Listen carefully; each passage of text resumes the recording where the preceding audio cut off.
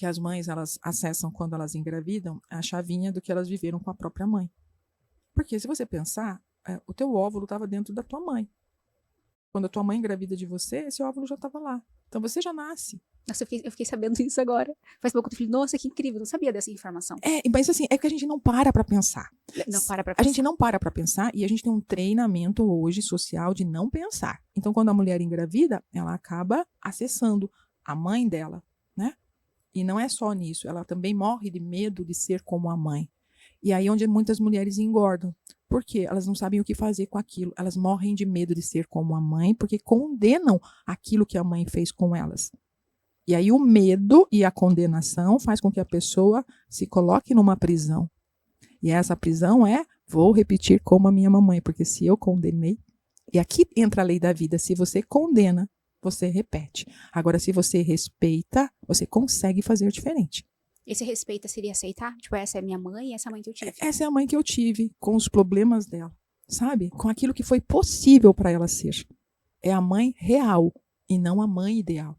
Então, toda vez que você faz essa oração no seu coração, você está aceitando a sua mãe na integridade dela, com as limitações dela. Porque você também vai encontrar limitações. Não tem coisa que mais ensine para a gente sobre a gente do que conviver com uma criança. Você vai se ver. Você vai ver ali em que momento surge um trauma. Isso mesmo. Você vai ver ali o desafio, né, que essa criança te traz. Aquela que as pessoas falam, é um livro em branco, é mentira.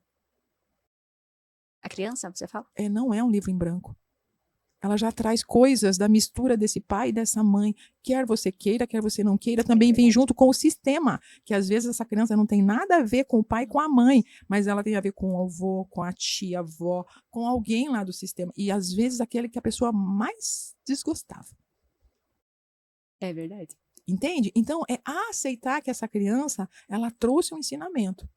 E aí a gente ensina ela a lidar com a vida e a gente ensina o pai e a mãe a curar as suas próprias feridas.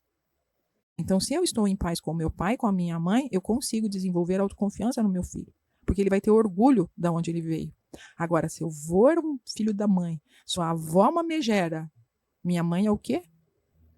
E aí a gente entra em outras searas, né? Vamos por uma criança que às vezes ela é criada pelo vô e pela avó, aquilo que ela escuta do vô e da avó. Às vezes ela já atendi casos assim, ela gosta mais do vô e da avó do que do pai e da mãe, então ela mesma exclui o pai e a mãe.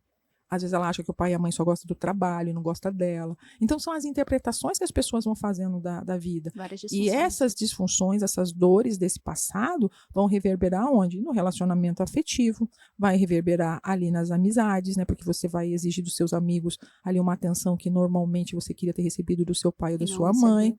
E é nesse momento que nascem as feridas?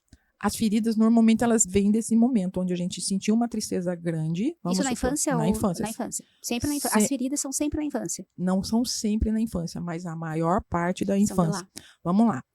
Vamos pensar num rapaz que, de repente, tenha tido uma boa relação com o pai, com a mãe, assim, uma base boa e tal. De repente, ele se envolve com uma menina. E aí, ele tem a pior decepção da vida dele com essa menina. Então, a ferida dele começa ali. Mas ali, depois, ele começa a ser um galinha com as outras mulheres. Ou ele casa e depois ele começa a atrair, sabe? Porque era sobre aquela dor. E aí, como ele não resolveu aquela dor com aquela pessoa que ele teve na vida dele, aí ele começa a se vingar em outras mulheres. Mas é daquela. E eu falo assim... Na vida adulta na já. vida adulta. Então, ele fica cobrando uma dívida, né, das outras que não tem nada a ver com isso. Então, neste caso, pode ser que seja assim. Então, caso de traição, às vezes no ambiente de trabalho também a gente trabalha muito essa questão profissional, porque às vezes eu passo por vários trabalhos e não dá certo. E aí eu vou olhar, né, onde surgiu isso? Às vezes é lá no primeiro emprego, o primeiro chefe que não tinha nada a ver com o pai e com a mãe, né? Então, pode ser que não seja. Mas, em alguns casos, meu chefe é parecido com quem? Eu pergunto, é o meu pai, é o meu avô que me criou. Aí você sabe de onde veio. Que veio de lá. Aí você vê assim, por que a pessoa... Tem um indício também. A pessoa, mesmo sofrendo nesse trabalho, ela não consegue sair.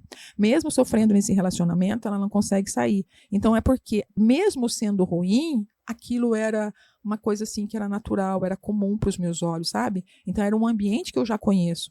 E por isso que as pessoas... fica confortável mesmo não sendo. Por isso que as pessoas, elas se mantêm. Sabe? Então, essas dores do passado, nesse sentido, elas vão reverberar dessa forma. Mas a gente tem outras dores do passado, vamos supor, de uma pessoa que trair o marido, ou de repente, ter cometido um assassinato, uma mulher que fez um aborto, questões assim, um roubo.